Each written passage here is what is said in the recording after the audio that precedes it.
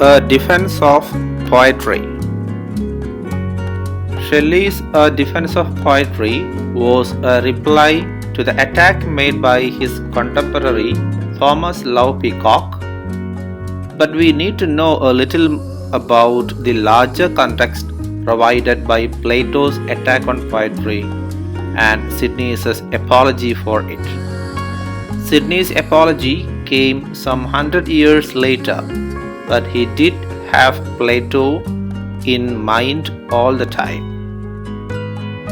Plato had attacked poetry as being an image of an image and as something which weakens reason and self-control. Its appeal is to the emotions, to man's lower self. Poets think that they have knowledge of all subjects, but that is far from being the actual case. Poetry is not a rational discourse, nor is it a valid means of knowledge. Sidney's argument was that the poet is a maker. He does not imitate or express or discuss things which already exist. He invents new things. The world invented or created by the poet is a better world than the real one. It is not the mere exercise of the imagination that justifies the poet's exercise of his imagination to create a better world. The imagination does not give us an insight into reality, but an alternative reality and a superior one at that. To Sidney, poetry is superior as a moral teacher to both philosophy and history because it does not deal with mere abstract propositions as philosophy does, but with a concrete example, and as its examples are not tied to fact, it can make them more apt and convincing than anything found in history. The poet not only exceeds the philosopher in his ability to create a perfect example, but also in his ability to move the reader to follow that example. In 1820, Shelley's close friend and noted novelist Thomas Love Peacock wrote an essay entitled The Four Ages of Poetry, which appeared in a single issue of Literary Miscellany. According to Peacock, poetry passes through four distinct ages, comparable to four ages of man. These are the age of iron, in which everything is crude and untutored, the period of primitive and medieval folk ballads and romances, as in the period of infancy, the age of gold, in which the natural genius is full-blown, the period of epic and tragic forms of 5th century Athens and Renaissance Europe, youth, the age of silver, in which the luxuriant growth of imagination is pruned through rules, the periods of Virgil and Lucretius and of Dryden and Pope, the Middle Age, and the age of bronze, in which poetry returns to an artificial simplicity, the second childhood of extreme old age, the declining classical period, the age of Wordsworth, Scott, Byron and others. Peacock asserted that as civilization advances, poetry declines until its pursuit becomes a waste of time for an intelligent and enlightened person whose time would be better spent in the study of natural and social sciences. The essay excited Shelley to what he called sacred rage. In several letters to Peacock himself, Shelley described it as a heresy and an undiscriminating censure upon the temple of immortal song. In reply, he wrote the brilliant treatise A Defense of Poetry. Peacock, in his presumption, had taken up the defense of reason and enlightenment against primitivism and superstition. Shelley turns the tables on him. The grand fabric of human civilization is not a product of reason but that of imagination. It is not the reasoners who are the makers of history, but men of imagination, the poets. To establish his thesis, Shelley needed to define poetry, explain the creative process, and evaluate it in terms of its influence on the life of the individual and the society.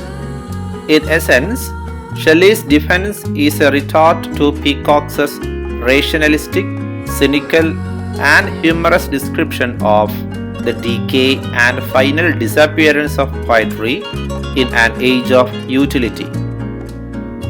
A defense of poetry starts with the distinction between reason, the analytic operation of the human mind, and imagination, the synthetic process.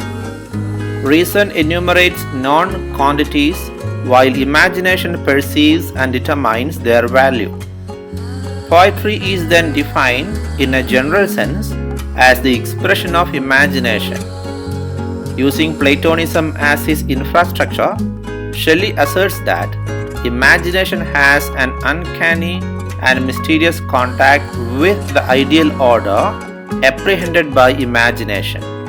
A poet participates in the eternal, the infinite, and the one, and a poem is the very image of life expressed in its eternal truth. This is to use the word poetry in a very wide and loose sense, and Shelley does so deliberately. Poetry, in its universal sense, denotes all manifestations of the creative, the poetical faculty in different spheres of life. Poets are not only the authors of language, but also the institutors of laws, organizers of civil societies, founders of religions, and inventors of the arts of life, as long as they, in their respective spheres, approximate to and reflect the ideal order. Architecture, painting, music, dance, sculpture, philosophy, and forms of civil life are all expressions of the poetical faculty. In other words, all those who have contributed to the enrichment of human civilization are poets, and conversely, for that is what Shelley clearly implies, those who are not gifted with the poetical or creative faculty have neither made nor can ever make any contribution to human civilization. In a restricted sense, however, poetry is the expression of imagination in language, and this, in Shelley's view, is its most ideal and effective expression. He narrows down the circle a little further by restricting the term to that form of writing which uses measured language. He dismisses a popular division of poetry and prose as untenable because even prose writers like Plato and Bacon used measured language and are poets. This use of language is characterized by a harmonious recurrence of this harmony, but though preferable, is not essential to poetry. Similarly, the poets, because of this contact with the ideal order and their apprehension of the beautiful, do not use language literally but metaphorically. Such metaphorical language loses its freshness with the passage of time and is in need of regular renewal. If no new poet should arise to create afresh the associations which have been thus disorganized, language will be dead to all the nobler purposes of human intercourse. The finest passages of poetry are not the result of labor and study, but the record of the best and happiest moments of inspiration. One of the maturest insights of Shelley is that moral systems and ethical codes cannot by themselves effect a revolution. If it were so, the world would have been a paradise. For this change, the hearts and minds of the people would have to be prepared first, and poetry, in his view, brings about this transformation. This is obviously a religious ideal and points to the romantic predilection of claiming for poetry religious functions. Poetry effects this transformation by means of imparting pleasure, not animal pleasure, but pleasure of the higher and nobler kind, a union of wisdom and delight, which arises by a poet's contact with the eternal and his ability to make his readers participate in the experience. In this way, poetry awakens and strengthens the imagination and inculcates the great moral force of love. Thus, poetry, which originates in imagination, strengthens this faculty among those who are exposed to its influence. Poetry strengthens the faculty which is the organ of the moral nature of man, in the same manner as exercise strengthens the limbs. It is ever needed to save the human personality and social fabric from corruption and from being reduced to a torpid mass. Shelley substantiates his argument by attempting a brief survey of the role of poetry in human civilization. Poetry, he concludes, has always been behind all that is available in human history. In modern age, however, its role has become much more crucial. Far from being useless, as Peacock wrote, it is needed more than ever before. Today, when the calculating faculty and the growing mechanism are corrupting and dehumanizing modern man, poetry alone can rescue modern civilization from doom. Shelley sees a new birth, a new upsurge of creativity around him, and a defense of poetry concludes on a passionate, optimistic note.